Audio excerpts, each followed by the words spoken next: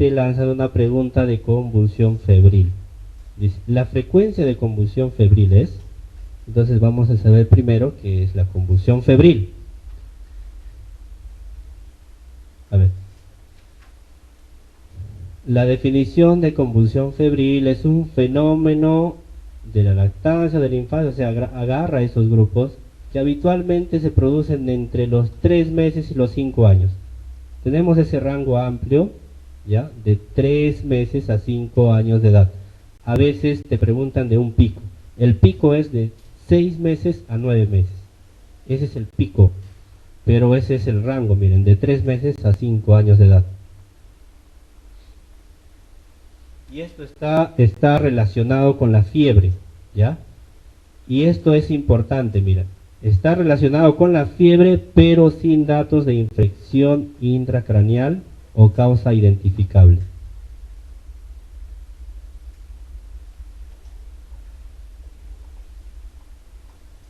¿Ya? Es importante cuando hablamos de convulsión febril, estos son niños por lo general lactantes, entre 3 hasta 5 años, cuyo desarrollo neurológico es totalmente normal. Alteraciones neurológicas no las deben tener, porque para la definición es básico eso, ¿ya? Para la definición de convulsión febril. Y se calcula una prevalencia de 4 a 5%. Estas también son preguntas de ¿sabes o no sabes? ¿No? Pasa a la siguiente pregunta. Pero si la haces bien por ti, ¿no? Porque un puntazo, ¿ya? Clasificación. Por lo general en los libros van a encontrar dos tipos de convulsión febril. Una convulsión febril simple, ¿ya? Y otra compleja. Y hay un tercer grupo que a veces lo vemos en las guías de práctica clínica, son convulsión asociada a fiebre, ¿ya? Pero lo que más vamos a recordar es convulsión febril simple y convulsión febril compleja. Entonces, hablando de convulsión febril simple, estos son los criterios diagnósticos. Son convulsiones generalizadas. Por lo general son clónicas, por lo general. Pero también pueden ser tónico-clónicas y son generalizadas, ¿ya? Entonces comienza a descargar y los movimientos que vamos a ver en el niño es todo se mueve. Está rígido y está con clonus o está presentando movimientos clónicos tónicos. Duración, esto es importante también para la definición, menos de 15 minutos, porque la compleja ya es más de 15 minutos. Y esto también es clave, ¿ve? Entonces, ¿cuántas preguntas pueden salir de convulsión febril? Desarrollo psicomotor son niños previamente sanos. Y algo más, no debe haber antecedente de lesión perinatal, o sea, niños que han tenido sufrimiento fetal o han nacido con Apgar bajo o han tenido problemas de depresión al nacer, estos ya quedan secuelados, ¿no? Entonces estos no entran dentro de la definición, eso ya serían síndrome convulsivo secundario A. No hay datos de epilepsia también en la familia, entonces todos estos criterios hay que recordarlos, ¿ya? El tratamiento en casi todo se observa, ¿no? Y lo que se debe manejar, ¿por qué? Porque una convulsión febril simple es la que se presenta en 24 horas una vez, y a veces ya no se vuelve a repetir, bien rara la recurrencia, ¿ya? Y algunos antecedentes también, pensar en convulsión febril simple, cuando hay antecedentes, de repente el hermanito mayor también sufrió de convulsión febril simple, ¿ya? Entonces eso es importante cuando se hace la anamnesis. Entonces lo que vamos a hacer siempre es controlar la ansiedad de los padres, ¿no? Porque los papás vienen llorando, ansiosos, quieren pegarte en la emergencia, quieren que lo hospitalices, y estos pacientes no se hospitalizan. Una vez que hayas hecho todos tus criterios diagnósticos, lo observas por media una hora, y tranquilizas al papá que con mucha seguridad, 90% de seguridad, que no va a volver a convulsionar. Y si convulsiona es culpa del médico, porque al final te van a cuestionar a ti. Pero eso es la estadística, ¿no? Entonces no, esto es importante, información educativa y el soporte emocional. Y hay que evitar pues que si ya tengo un hijito mayor que ha convulsionado con fiebre, entonces a los padres hay que ayudarles y hay que apoyarles para que manejen la fiebre, ¿ya? Y la fiebre manejada, entonces se evita una convulsión febril, ¿no? Y Por otro lado, la convulsión febril compleja, ¿ya? Son niños menores, por lo general menores de 1 año, son convulsiones febriles atípicas. Las otras eran generalizadas y de preferencia eran clónicas, ¿no? Pero miren, estos ya son atípicos. Los otros pacientitos siempre les van a llegar convulsionando todo el cuerpito, pero estos a veces solamente puede estar convulsionando la carita, o a veces solamente un miembro. Entonces, a eso se llaman convulsiones febriles atípicas, ¿no? ¿Por qué? Porque van a ser focales y estas por lo general van a perdurar, o sea, van a durar más de 15 minutos. Entonces, por eso se dice que son prolongadas y se van a repetir a lo largo del día, ¿ya? Entonces, en este caso, si tú haces una buena anamnesis, por ahí va a haber un familiar de primera línea que ha sufrido de epilepsia, porque hay mucha correlación entre convulsión febril compleja y epilepsia, ¿ya? Trastornos neurológicos previos, acá también encajan el otro grupo que lo habíamos descartado, ¿no? De repente sufrimiento fetal agudo, han nacido con depresión al nacer, no han nacido con un Apgar bajo que no se recuperó y previamente ha habido un daño neurológico, ¿no? Entonces hay persistencia de anomalías neurológicas tras la convulsión febril. Ya en estos casos sí necesita y amerita un tratamiento. Ya en el caso se puede dar diazepam vía oral, pero nosotros en el instituto lo que más utilizan los neurólogos es ácido valproico. Ahí está la dosis, de 30 a 40 miligramos kilo día, ¿no? Y estos pacientes pues tienen que seguir controles rigurosos porque este fármaco, el ácido valproico, da mucha hepatotoxicidad, ¿ya? A veces da problemas también de médula ósea. Entonces hay que evaluarlos constantemente. Y a la emergencia, estos pacientes pues se le trata, ¿no? Como si fuera un síndrome convulsivo, siempre se le da midazolam, ¿no? Y ustedes también ya van a aprender a manejar estas convulsiones porque en sus guardias los van a ver con bastante frecuencia niños convulsionando, ¿no? Y van a tener que hacer frente, ¿no? Primero bajar la fiebre y después, si sigue convulsionando, darle una benzodiazepina, ¿no? Entonces eso lo van a ver. Entonces acá era una pregunta un poco rebuscadita, 5%, ¿no? A ver, ahora esto ya es parte de los exantemas, ¿ya? Paciente de 9 meses que presenta discreta fiebre, dice, adenopatías grandes y dolorosas, principalmente en el cuello, y además exantema maculopapular de color rosáceo. Es posible que se trate de qué. A ver, ¿cuál será? Vayan analizando cada uno. En sus copias no les ha salido bien, ¿no? A veces esa parte no se nota, pero seguramente les van a mandar sus diapositivas y ahí lo van a ver.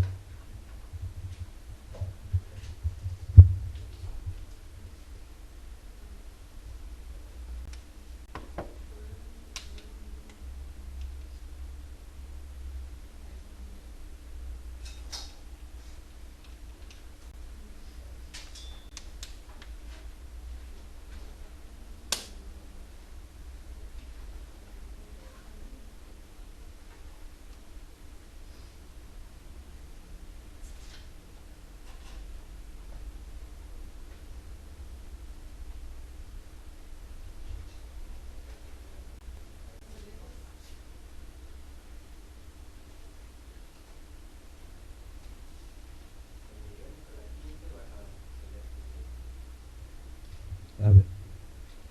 Entonces vamos a ver. Es un paciente y acá lo que nos ayuda un poco son las adenopatías grandes, ¿ya? Y además el exantema maculopapular. Pero vamos a describir cada una de estas. Entonces vamos a hablar de este primer grupo: sarampión, rubiola y rociola infantum, ¿ya? Sarampión, entonces eso es el Paramyxoviridae, son ARN. La rubiola, Togaviridae y rubivirus, ARN también. Y la rociola infantum está más asociada al virus herpes del tipo 6, es un ADN virus, pero en menor proporción también al tipo 7. El reservorio Mira, el reservorio es el humano, ¿no? La transmisión de los tres, sarampión, rubiola y roceola, vía aérea, ¿ya? El contagio entonces se va a dar sobre todo en la fase prodrómica o en la fase eruptiva. En cambio, en la rubiola se puede dar inclusive, el contagio se da una semana antes de que aparezca el exantema. En todo lo que es exantema, siempre tienen que saber periodo de incubación, tienen que saber periodo de contagio, porque eso siempre es frecuente en las preguntas sobre esos temas. Ya lo mismo para el Roseola infantum, el contagio en la fase prodrómica y de estado. ¿Ya?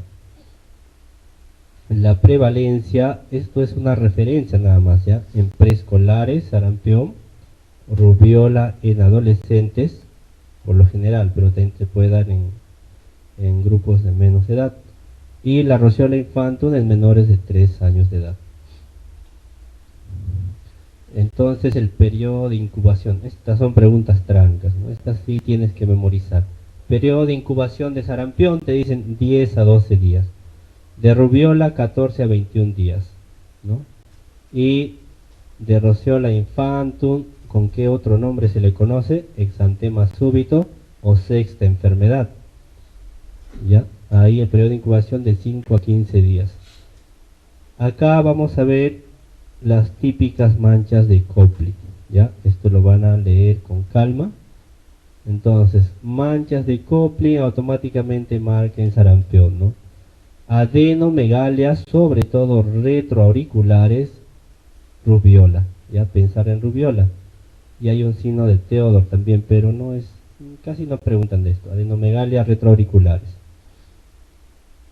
Ya, ¿qué más? Acá, ¿cómo es el exantema? El exantema acá dice, exantema maculopapular confluente. Miren, en sarampión y en roceola infantum no vemos compromiso de adenomegalias, miren, no hay adenomegalias, ¿no? Entonces de los tres, en el casito clínico nos decían adenomegalias, ¿no? Entonces por ahí ya podríamos estar ubicando, ¿no? El diagnóstico para el sarampión es clínico y se puede hacer también serología y cultivo, pero es muy difícil, ¿ya? Para rubiola, igual haces inmunoensayo, y para roceola infantum puedes hacer un PCR, ¿no? El tratamiento para sarampión solo das antipiréticos, vitamina A y tratas las complicaciones a la cabeza OMA. En el caso de rubiola, antipiréticos, antihistamínicos porque son muy pruriginosos, el exantema es pruriginoso y una de las complicaciones más frecuentes artritis. Para la roceola infantum, acuérdense que es un herpes virus tipo 6 y 7 más el 6. Entonces a ellos les gusta mucho el sistema nervioso central y pueden a veces producir convulsiones asociadas a la fiebre, pueden producir cuadros de encefalitis y hepatitis, ¿ya? Esas son las complicaciones más frecuentes.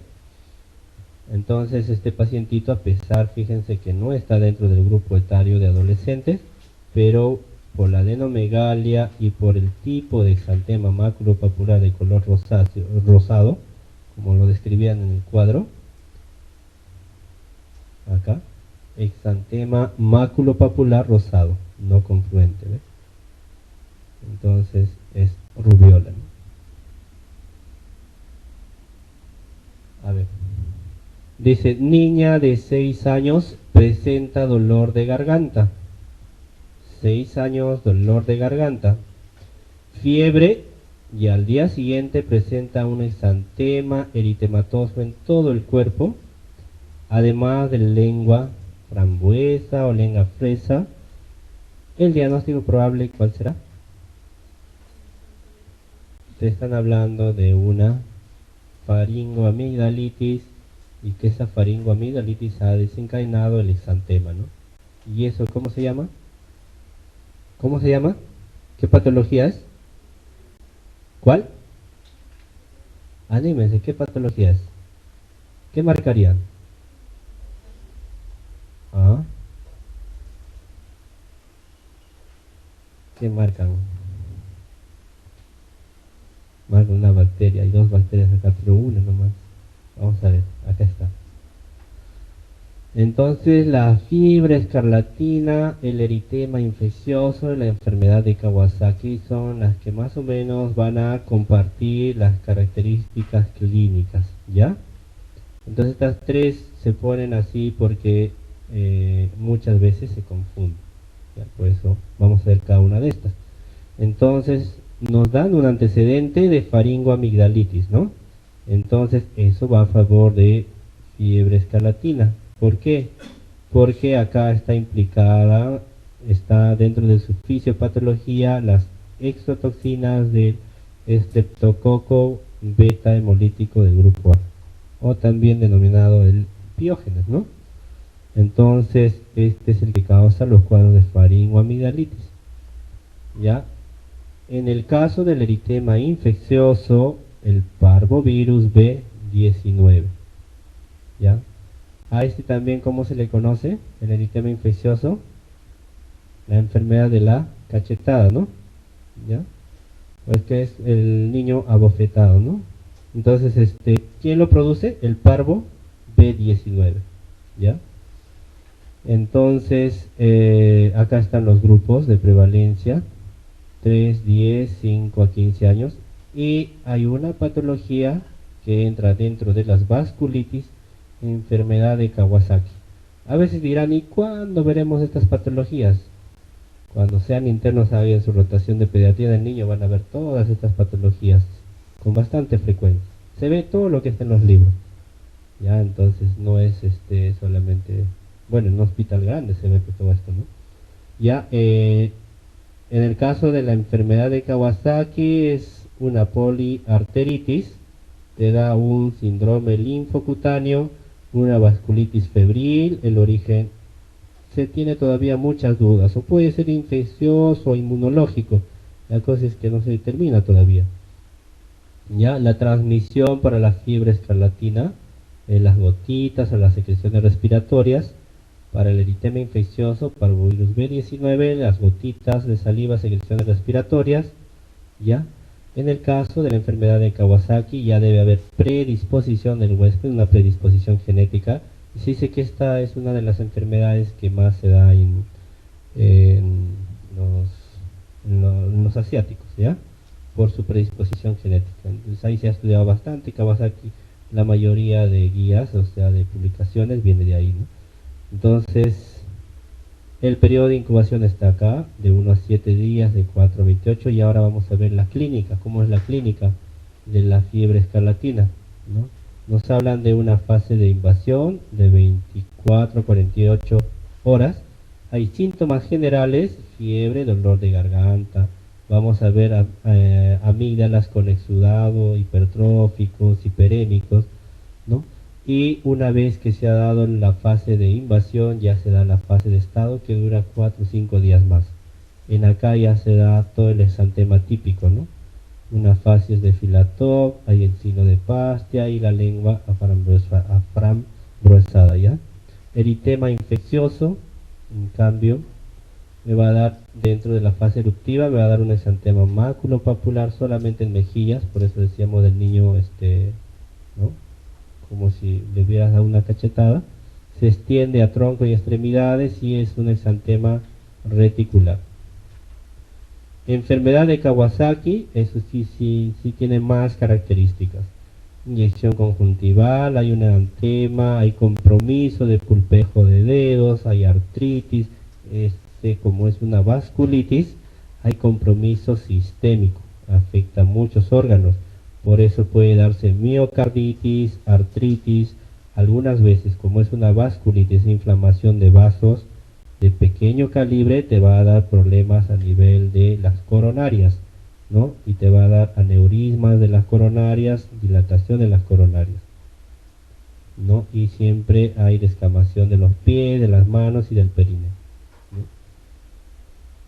El diagnóstico entonces, y aparte de eso, tiene una fase descamativa, convaleciente, esto ya cuando quieren o ser dermatólogos, entonces lo van a repasar con calma. Diagnóstico para escarlatina es clínico, y haces un dosaje de antiestreptolicina O, ¿ya? Cultivo. Esto por lo general está bien elevado cuando se trata de estos pacientes, ¿no? Porque esto lo produce el Streptococcus pyogenes, ¿no? Del grupo A. Ya estos test no ayudan mucho y el tratamiento de elección sigue siendo la antigua penicilina, ¿no? La amoxicilina, por 10 días. Macrólidos en el caso de que sean alérgicos a penicilinas, ¿ya? Pero a la cabeza siempre responde bastante bien a amoxicilina. O una dosis de benzatínica, que también es una sola dosis, ¿no? Diagnóstico, acá sí tienes para el tema de infección para virus B19, hay que hacer serología y PCR, ¿ya? Reacción en cadena de la polimerasa, esto es diferente al, no vayan a confundir con la proteína C reactiva, ¿ya? Esto se hace mediante un laboratorio especial.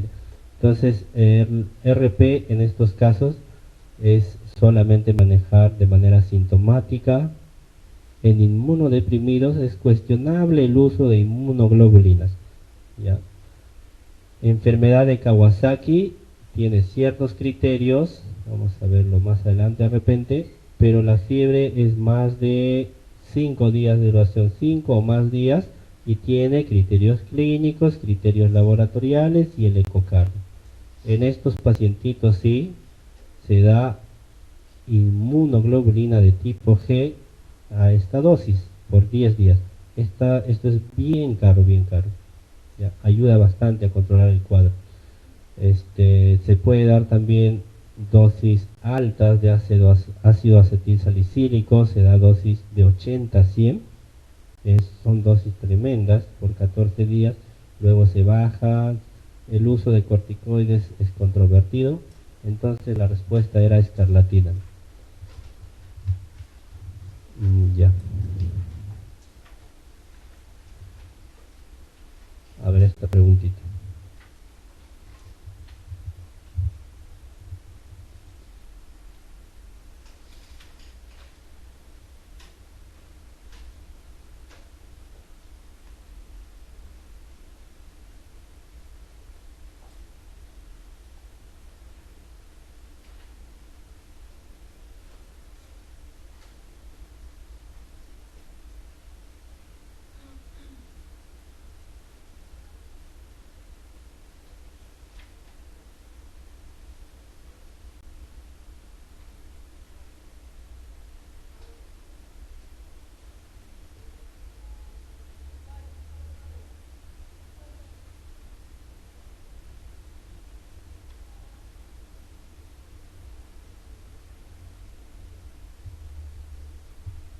A ver, vamos a ver.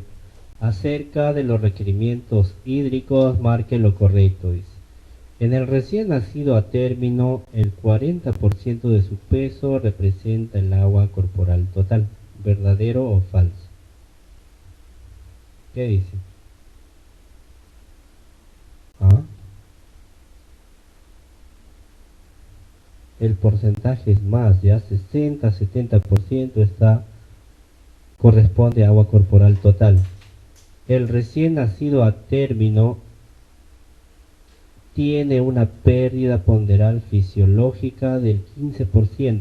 Estos son datitos sueltos que nos van a ir conociendo más adelante también, pero no es 15%. O sea, lo tolerable que un recién nacido te pierda peso es menor o igual al 10%. Pérdidas por encima del 10%, ya estamos hablando de problemas de deshidratación o problemas otros como infecciones, ¿ya? Entonces hasta 10%. Dejamos la correcta. El recién nacido a término tiene mayor permeabilidad de piel que el prematuro. Mentira. El prematuro es el que tiene más metros cuadrados de superficie a nivel de piel. Por eso que los prematuros, ustedes cuando han hecho rotaciones por neonatología, han visto que el cuidado de la temperatura en el prematuro es exquisito, ¿no es cierto? Porque fácilmente, como tienen más superficie de piel por metro cuadrado, pierden agua fácilmente, ¿no? En relación al recién nacido a término. Entonces esto es falso.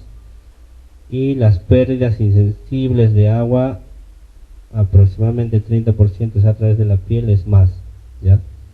Entonces acá el cálculo de los requerimientos hídricos incluye pérdidas insensibles de agua y las pérdidas medibles. ¿A qué llamamos pérdidas medibles? ¿Ah? ¿A qué llamamos pérdidas medibles? Orina y heces, ¿no? Y las pérdidas insensibles, los que se pierden por piel, por transpiración y perspiración, ¿no? Por vía respiratoria. Y tiene formulitas para calcular, ¿no? Pero ahorita no es el caso. Esta preguntita la vamos a pasar porque ahí está mal planteada, porque hay más de una correcta, ¿ya? Pero bien, a ver. El recién nacido a término y adecuado para la edad gestacional, su requerimiento hídrico en el primer día es de 70-80, es acá. Ya, esto sería incorrecto. El recién nacido a término y adecuado para la edad gestacional, su requerimiento hídrico a los 7 días, esto sí está bien. Es alrededor de 120-150. Y los requerimientos de glucosa en el recién nacido, acá no me especifica si es pretérmino o término, pero esto nos están hablando de requerimientos de 4 a 8, está bien. Y lo mismo acá, los requerimientos calóricos en el primer trimestre es de, esto es más, esto está falso. Entonces acá, y por último esto de proteínas también está errado. Y por eso esto lo pasamos, ¿eh? A ver, un casito. Lactante de 9 meses de edad, con historia de 3 días de evolución que inicia con rinorrea, posteriormente fiebre y tos. A las 36 horas presenta dificultad respiratoria y hiporexia.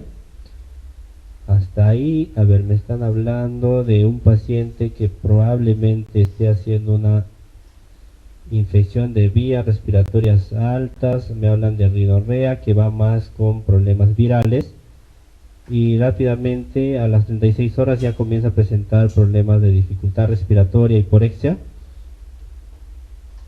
Al examen clínico constatan subcrepitantes bilaterales, hay compromiso del sistema retículo endotelial, hígado está crecido discretamente, hay congestión timpánica bilateral y presencia de albuminuria. No me dicen, no me están cuantificando.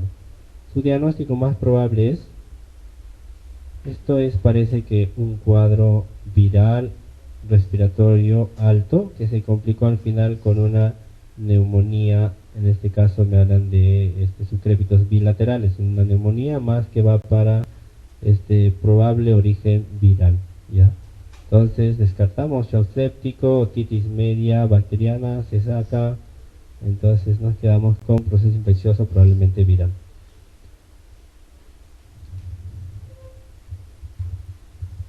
Esta pregunta es de Neo, dice: de las siguientes afirmaciones marque la respuesta correcta. Las complicaciones del sistema nervioso central en la asfixia son más frecuentes que a nivel renal, ahorita lo vamos a ver. La asfixia severa se define como el Apgar a los 5 minutos menor de 3. Cerca de 5 millones de recién nacidos mueren al año como consecuencia de la asfixia al nacimiento. En la RCP, reanimación cardiopulmonar neonatal, el masaje cardíaco se recomienda cuando la frecuencia cardíaca es menor a 60 latidos por minuto o el empleo de medicamentos relativamente frecuentes en RCP neonatal. Vamos a ver entonces definición, ¿no? ¿Y cómo definimos la asfixia? La asfixia se define con estos 3 puntos. Ya, que haya evidencia de una acidosis metabólica o mixta profunda, el Apgar de 0 a 3 por más de 5 minutos, ¿ya? Apgar de 0 a 3 por más de 5 minutos, o que haya un síndrome neurológico con evidencia de compromiso multisistémico. Esos 3 parámetros entonces me definen asfixia, ¿ya? Entonces es de 1 a 1.5% de recién nacidos puede tener episodios de asfixia, ¿no? 0.5% mayor de 36 y se incrementa, mira, en prematuros se incrementa más, ¿no? Entonces, estos son cifras de la OMS, dice 5 millones de recién nacidos presentan asfixia, pero no todos de estos van a fallecer, solamente fallecen el 20%. O sea, 1 millón fallecen o presentan secuelas neurológicas asociadas a enfermedad, o sea, la asfixia también se denomina enfermedad hipóxica isquémica, ¿ya? Entonces, cuando hay asfixia, hay redistribución. Acuérdense que hay órganos nobles que no, por ningún motivo, toleran la falta de oxígeno, ¿no? Entonces, estos órganos nobles, ¿quiénes van a ser? El cerebro, el corazón y las glándulas adrenales, ¿ya? Y por el contrario, se va a preservar esta función en detrimento ¿de quién? De la función pulmonar, renal, gastrointestinal y piel. Por eso es que en estos pacientes que son prematuros y sufren de asfixia, vamos a ver más problemas pulmonares, vamos a ver problemas renales, como insuficiencia renal aguda, vamos a ver NEC, ya, producto de la isquemia a nivel intestinal y a nivel de piel también, ¿no? Entonces, cuando hay asfixias persistentes, ya el organismo no va a ser capaz de mantener ese equilibrio y entonces el gasto cardíaco va a caer y por lo tanto también al final se va a afectar el flujo sanguíneo, ¿no? Cerebral, y esos ya me van a dar secuelas más a largo plazo, ¿no? Entonces va a ser, el manejo también va a ser un poco más complicado y hay una disfunción orgánica múltiple.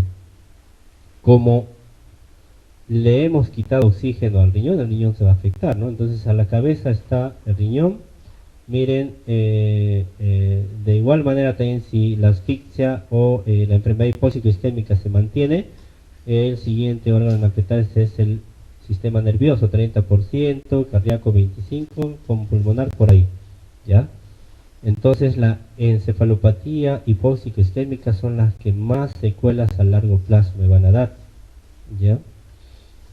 Entonces, la asfixia está muy en relación con esto de la reanimación cardiopulmonar, ¿ya? 5 a 10%, estos son cifras de la AJA del 2010, dice de 5 a 10% de recién nacidos requieren de algún tipo de reanimación cardiopulmonar para iniciar la respiración, pero menos del 1% requiere de una RCP avanzada.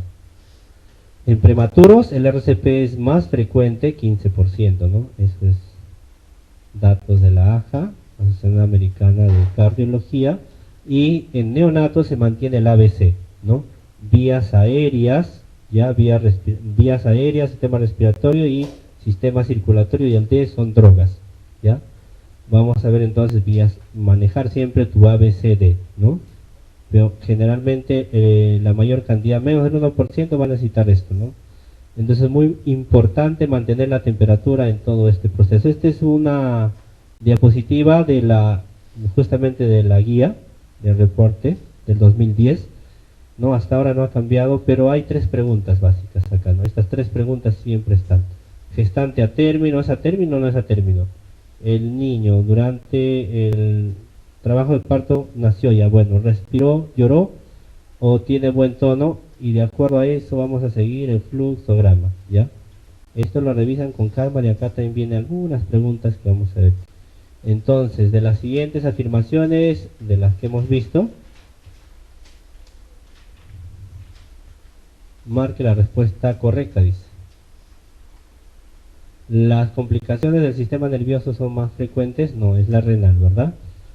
La asfixia severa se define como el Apgar a los 5 minutos, no, se define como Apgar de 0 a 3 por más de 5 minutos. No es a los 5 minutos, por más de 5 minutos. Ya, lo otro dice cerca de 5 millones mueren, no es 1 millón nomás, ¿no? Era el 20% de esto. Y en RCP neonatal el masaje cardíaco se recomienda, bueno, cuando la frecuencia cardíaca es menor de 60, en ese cuadrito van a ver esto, ¿no? En el cuadro de fluxograma se hace masaje cardíaco cuando pasó 60 minutos y la frecuencia sigue siendo menos de 60, menor o igual a 60. Y el empleo de medicamentos es relativamente frecuente, no, ya, no es tan frecuente. Y esta preguntita, ¿en qué página vamos? 14, ¿no? Ya, esto es del desarrollo, hitos del desarrollo psicomotor, ¿ya? El niño es capaz de realizar el pinzamiento índice pulgar completo desde los... Esto ya es pregunta también de sabes o no sabes, se van a hacer su cuadrito. Acá les he traído todo este cuadrito para que lo repasen y resalten lo más importante, ¿no? ¿Ya? Por ejemplo, al mes vamos a ver que el niñito fija la mirada, ¿no? Sonríe, a los 2 meses ya vamos a ver, sonríe al examinador, o sea, acá ya se da la sonrisa social, a todos sonríen, ¿no? Los niñitos de 2 meses. A los 3 meses ya se habla de un control cefálico y así van a ir ustedes armando ya lo más frecuente. A los 5 meses empieza la sedentación, ¿no es cierto? El niñito ya controla la cabeza, comienza a tener control del tronco. 7, 8 meses. Aquí entonces adopta la posición de trípode, acá ya dice monosílabos, en algunos casos disílabos, ¿no? Pero acá empieza a los 8, al finalizar, casi los 8 meses empieza la pinza, pero no es la fina, ¿ya? Entonces se consolida a los 12 meses, acá dice, ve, usa pinza fina, índice pulgar a los 11, 12 meses. Esa era la respuesta, ¿no? Y acá esto lo leen con calma, ¿ya? Hablando ahora un poquito acerca de ictericia neonatal. Dice, ictericia neonatal a predominio directo progresivo. Tenemos unas bilirubinas bien elevadas de 31 miligramos por decilitro. ¿Cuál es el diagnóstico más probable? Y entonces, para saber todo esto de atresia biliar, anemia hemolítica, hipoplasia de vías biliares, quiste de colédoco, entonces esto lo hacen en cirugía, ¿no? Vamos a ver un poco acerca de vías biliares, atresia de vías biliares. Es una consecuencia de fibrosis y obliteración progresiva de las vías ya sean intra o extrahepáticas. Ocurren principalmente entre la segunda y la cuarta semana de vida, ¿ya? La causa bueno, es una de las causas principales de cirrosis y de trasplante hepático en niños. Pero la gran mayoría, como el trasplante hepático todavía no es universal en el Perú, la gran mayoría muere por problemas de hepatopatía. Acá está un cuadrito, esto también lo van a tener en su diapositiva que les van a enviar, ¿no? En el que nos hablan de todos los tipos de ictericia, ya sea predominio indirecto, predominio directo. Y la atresia de vías biliares tiene esta clínica, ¿no? Entonces va a haber, bueno, es un niñito en principio con una elevación de bilirrubinas a predominio directo. Hay una formulita, se dice que cuando el 20% o más de las bilirrubinas directas del total, entonces en ese caso estamos ante una posibilidad de atresia de vías biliares. O sea, le sacan a las bilirrubinas totales, le sacan bilirrubinas directas y esto es 20 o más por ciento, entonces se habla de predominio directo y apunta a esta patología. Son niñitos que tienen una hiperbilirrubinemia verdínica, son verdes, ¿ve? No es porque la positiva está mal, sino así son, verdecitos. Tienen hepatoesplenomegalia gigante, a veces llega inclusive a la fosa ilíaca, son hígados tremendos, porque no hay manera de que salga, pues, ¿no?, la bilis del hígado, ¿no? Entonces, ¿por qué? Porque están obliterados los canalículos biliares y todo el sistema biliar. Entonces hay complicaciones en estos pacientes, se da cirrosis, ascitis y propio de la patología hepática, sangrado por varices, ¿no? Inclusive a veces se da peritonitis, peritonitis bacteriana espontánea, encefalopatías. En estos pacientes se debe tener un cuidado estricto con el soporte nutricional, ¿ya? Estos son pacientes muy difíciles de manejar, generalmente lo manejan las unidades de gastroenterología pediátrica. Las inmunizaciones también en estos pacientitos se debe acelerar. El esquema de vacunación no es el común para niños sanos, sino en estos hay que acelerar porque sus defensas, sus inmunoglobulinas siempre se comprometen y hay que protegerlos cuanto antes. Ya hay un compromiso sistémico, hay compromiso renal, todos los órganos están afectados. Y el manejo, como están viendo acá, es multidisciplinario, ¿eh? No lo manejamos independientemente, es bien difícil, ¿no? Entonces la preguntita anterior era atresia de vías biliares.